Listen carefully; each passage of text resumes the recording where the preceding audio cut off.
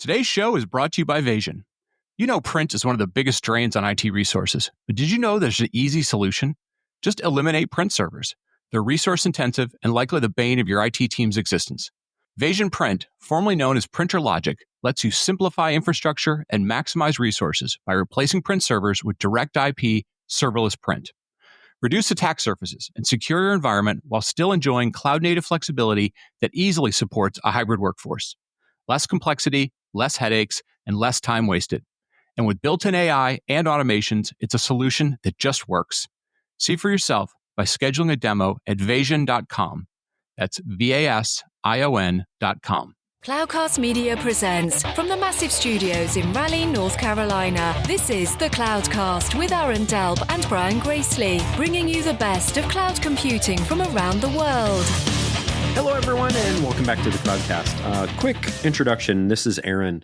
Two big things to note before we jump into our interview. Number one, if you get this, and I know we're going to be publishing this on Wednesday, June the 18th, and if you're going to be at HPE Discover, please let me know. Hit me up. I will be there all week doing some speaking sessions, meeting with customers, a working booth, all the usual trade show stuff. So hit me up, aaron@thecloudcast.net, or send me a message on LinkedIn as well. And number two, our topic for today is expanding AI agents, whether it's with MCP servers or API platforms. And this is kind of a theme that we've got with a couple guests over the next, I'm going to say 6 to 8 weeks or so. We've got definitely an area we want to dig into more. And this is going to be the first of many of different areas and topics within that.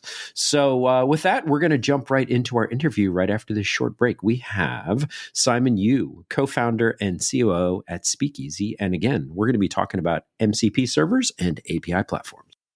Is Microsoft Unified Support busting your IT budget? Well, you're not alone. US Cloud is the global leader in third-party Microsoft enterprise support, and they're helping enterprises slash cost by 30 to 50% versus Microsoft Unified, all while getting faster response times from domestic engineers. No offshoring, no long waits, just expert support you can count on 24/7, 365. Trusted by 50 of the Fortune 500 companies and offering senior-level engineers with an average of 14 years experience with Microsoft technologies, US Cloud is the smarter alternative for premium Microsoft support without the premium price. Ready to make the switch? Book a call at uscloud.com to get started today. That's uscloud.com. Good morning, good evening, wherever you are, and welcome back to the Cloudcast. We're coming to you live from our massive Cloudcast studios here in Raleigh, North Carolina. And this week, we have a topic that we've actually been wanting to dig into for a bit now, because there's been some trends in the industry and certainly some technologies that have come to be, certainly with the rise of Agentic AI. And so with that, we're going to dig into this with Simon Yu, co-founder and COO at Speakeasy. So first of all, Simon, welcome to the show. Thank you so much, Aaron, for having me. It's an honor to be here and talking about something that is very near and dear to my heart, AI and APIs. Yes, fantastic. Yeah, give everyone a quick introduction, please. Yeah, of course. As Aaron mentioned, I am a co-founder and COO here at Speakeasy. Speakeasy's vision is to unlock the full potential of every API. And that sounds very technical and probably quite boring, but I think what helps is to remember that behind every API is really a team. It's a service. It's the way that software communicates. And what we want to do here at Speakeasy is make it easy, so that make it easier for the services that you as developers are creating to be available to other teams, other services, other engineers, other agents in the future, AI models, essentially. Yeah. No, I love that. And so, Simon, I will kind of kick things off with this of of course, Agentic AI has really kind of come to itself this year, or is really starting to it. And because of that, the need for API tooling and platforms, and we'll probably dig into MCP servers as well. First of all, I'm going to step back. I don't want to lead you too far into the answer of the question here, but what trends do you see that we need to pay attention to, and what problems are organizations trying to solve today? Yeah. There's absolutely, as you mentioned, been so much press and so much noise really about AI, and I think for good reason. It's clear that there is a lot of excitement about the potential of AI to change how work is done. Unfortunately, I think it's fair to say that there is a fair amount of hype about what can be done, and this is classic, of course. A new technology comes on the scene; it's extremely powerful. I think we've all been blown away by what is possible with even things like ChatGPT, Claude, and so forth.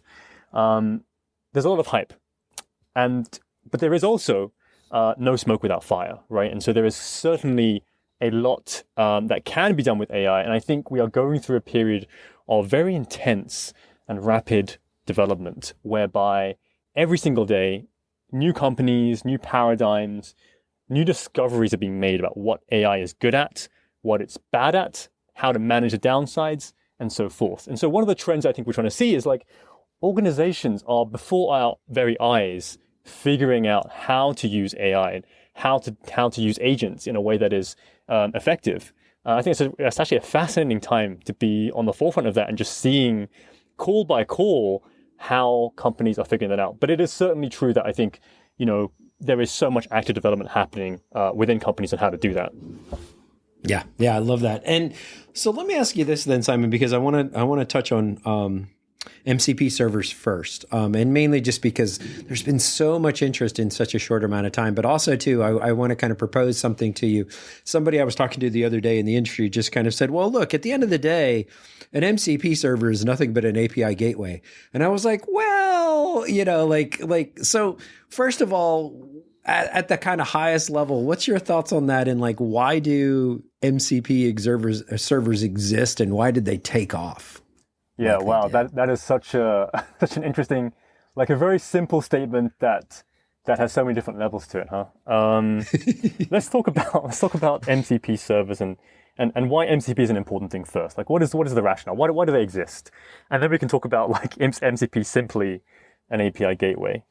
So why does MCP exist? I like to give the example of a travel agent, if you like, an AI for travel agents. An AI that helps us as consumers book travel, right? I'm sure we've all gone to ChatGPT and said, plan me a vacation in X city, right? MCP in particular is particularly important because today, if you ask that question to ChatGPT, it will go and it will refer to its database of, locations around the world. But what it can't do is it can't take any actions based upon that information. It can't book tickets for you. It can't make reservations to restaurants or hotels for you. And it's not up to date with the latest information. There are some ways to solve that through things like RAG, retrieval augmented generation. But in general, you kind of want a powerful AI agent to be able to have access to the latest data and to be able to take actions for you, right? In the travel agent example, you kind of want an agent to go into your Google Calendar and figure out what days are you free. You kind of want an agent to query Google Flights and figure out like what are all the different flights that are available, what are all the different costs, what are the flight times. You want it to go to TripAdvisor and find out, temperature, hotel availability, different places, and query some weather API and figure out like what does the weather look like at these different places. And so, again, to make AI agents truly powerful, you want to give it the ability to access different services, and MCP is the way to do that. MCP has evolved, has arrived on the scene over the past few months as like the de facto standard for giving agents the ability to access services, access APIs. So that's why MCP is really important, giving agents the ability to connect to services, to connect to APIs. Now, your other point about is MCP simply an API gateway? It's kind of an overloaded term, I guess, because in the world of APIs, gateways mean something very particular around like how to route traffic for APIs and so forth. I think it is true to say that MCP sits atop of, one way to think about MCP is it sits on top of an API, and it essentially translates an incoming request from an agent into like a request to an API. I think that is true. But it turns out that MCP, the specification, and just like in general, how do you allow an agent to access an underlying service in a very effective way, turns out to be a very complicated and deep topic. It is not quite as simple as simply call an API and get a response. And so I think MCP is just a very deep topic, and we can talk about all the problems with MCP and sort of how some of the advancements that we're seeing there, if that's interesting.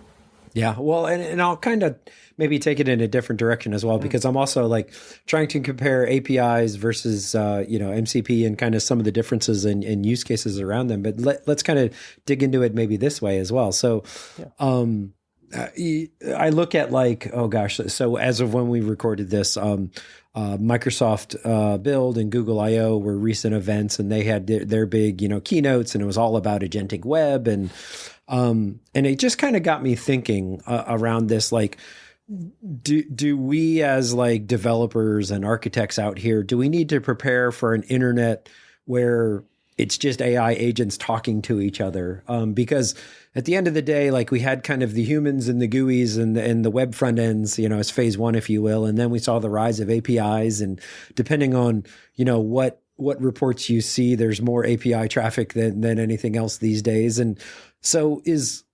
MCP kind of another wave or an evolution of the API wave? Wow. How do we think about the underpinnings of all of this going forward?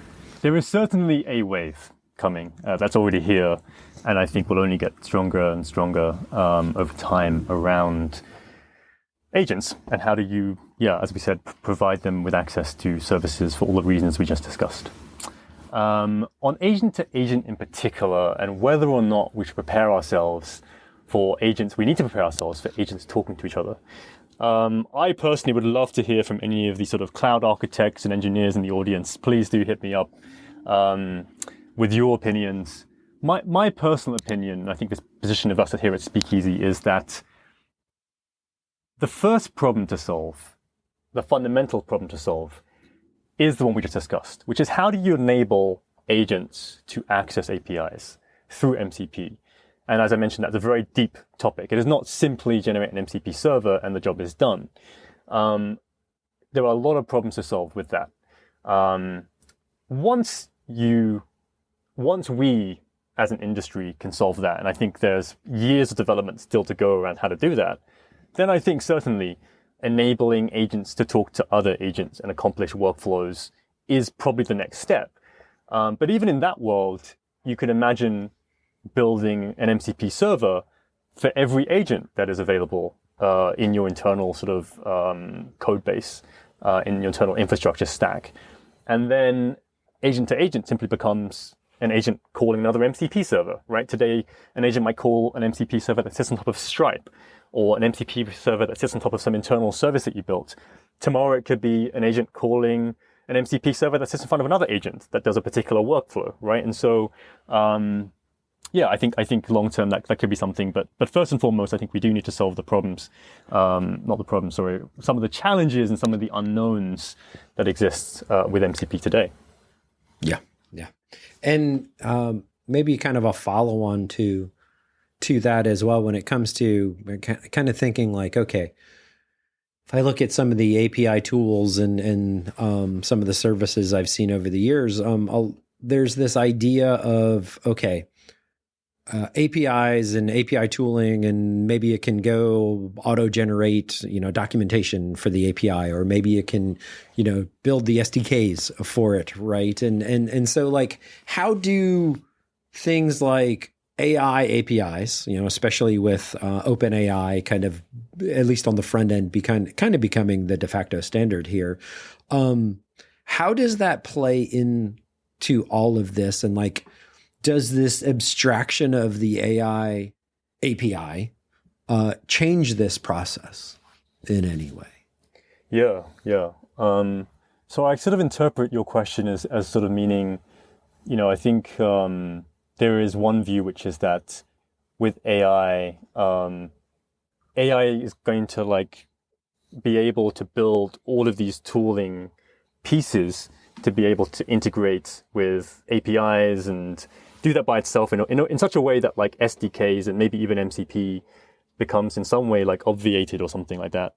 I think our position at Speakeasy is that there are some things that AI is really great at, and there are some things that AI is not so great at.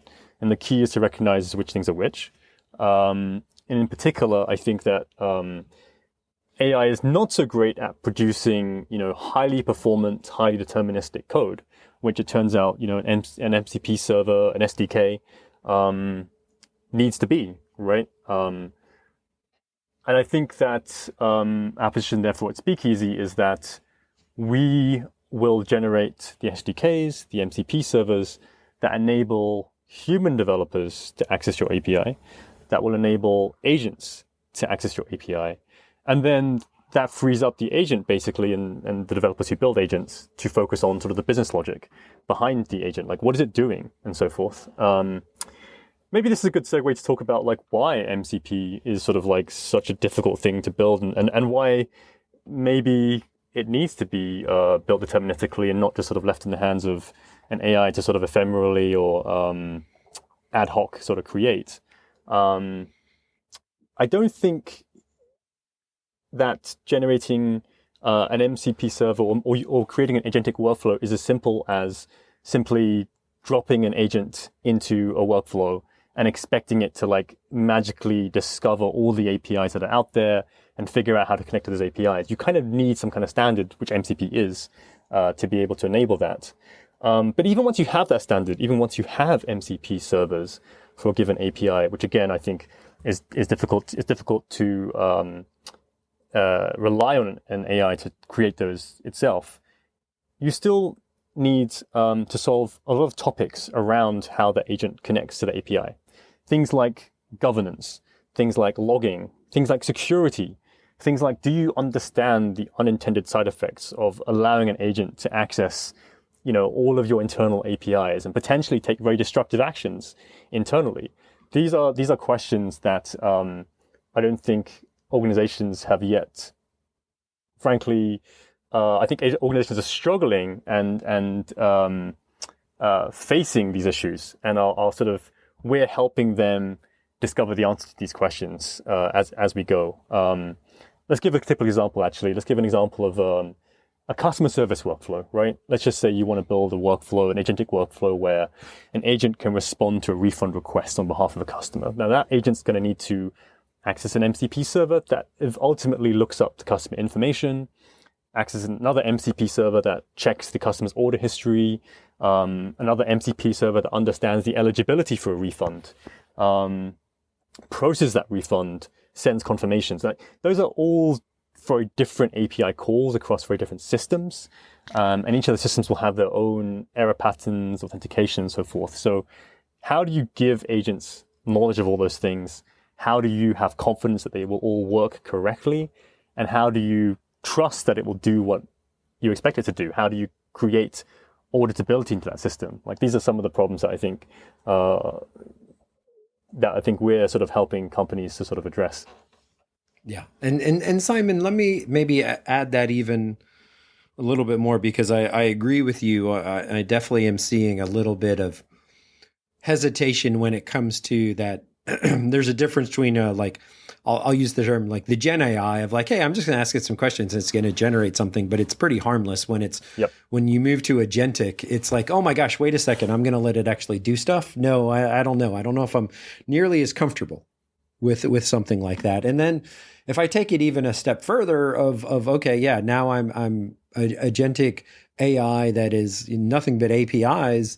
It even becomes even something like, I didn't ask for this, or it didn't necessarily what kicked this off kind of thing, right? And so and it leads to maybe a further another layer, if you will, of a lot of times when we talk about like API level integrations or API platforms or this is again pre-AI, but just talking about APIs in general in the past. It's sometimes been a difficult, I'll say a challenge to productize this space. And sometimes it comes down to something as simple as who's going to pay for it. And the reason why I say that is like developers often have a voice and they kind of have a seat at the table, but they don't necessarily always have a budget.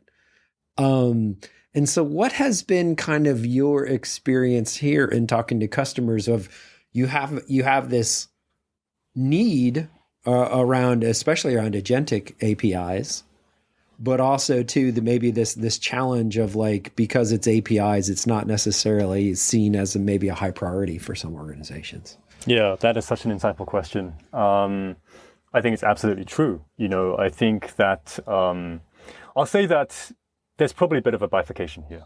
So I would say that for external facing APIs, Stripe being sort of the poster child, I think that the general consensus in the industry is that one must invest in API experience precisely because Stripe has shown how powerful that can be. Developers do have a seat at the table.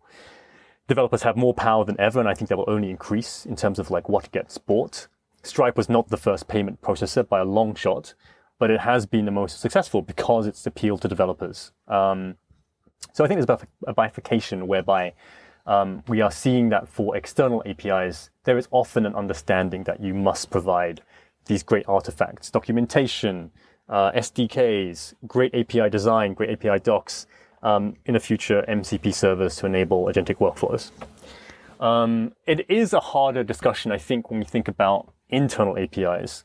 And I think that's a bit of a shame and a bit of a missed opportunity. And I think what's required there is, as always, just a little bit of education and maybe relying on some of the senior engineers who are maybe even listening to this podcast to make the case internally that this is a fundamental and important thing to invest in, right? Ultimately, you're hiring engineers who are expensive, but extremely high leverage individuals in the workforce, in the company. Why wouldn't you make them as effective and as successful as possible, right? Why wouldn't you enable them to build services, to build APIs that can be reused effectively by other people in the organization?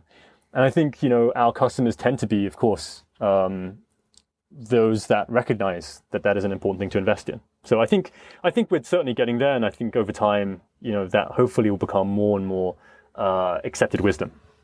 Yeah, I love that. And Simon, maybe a follow-up question to that, kind of to expand on the business side of it a little bit more. I think one of the biggest things we've seen, especially if you go back to like DevOps days of when something like this is maybe a little bit harder for the business side to wrap their head around, it's a little bit of like, okay, what are the metrics that matter? What's measurable in all of this? Like, is it, I don't know, take some past metrics like code deployments per day or per hour, or, threats detected and mitigated. What is kind of the metrics when it comes to like improvements to the business and the business process that you're seeing and something that is kind of measurable that's kind of popping up here in this space? Yeah, there's quite a few. I mean, most things in the business world tend to boil down to, top line and bottom line, right? And I think that's certainly true here. For external APIs, there is a sense of, external APIs, meaning if your product, if the API is an important product surface to access the product, then API usage is an important metric. Time to revenue is an important metric. If you can make the API integration easier for both human developers through better documentation, better SDKs, or for agents in the future through MCP servers, bringing down that time to integration means making the sale faster, right? If that integration takes 2 months, customers aren't going to want to pay you for 2 months. If that integration takes 2 days, that obviously just dramatically reduces, time to revenue. And on the cost side, cost to serve. One interesting experience that I actually also saw recently was a customer that is trying to become more API first. And again, it's all about how do I make my engineering teams more efficient, more effective, right? You talked about code deployments. How do I release more features? Because they're becoming more API first, how do you make the onus is on them to make those APIs easy to use? And in a world where you might have 50 services internally, absent better tooling, how do you make it so that internal developers know what tools are available, APIs available internally?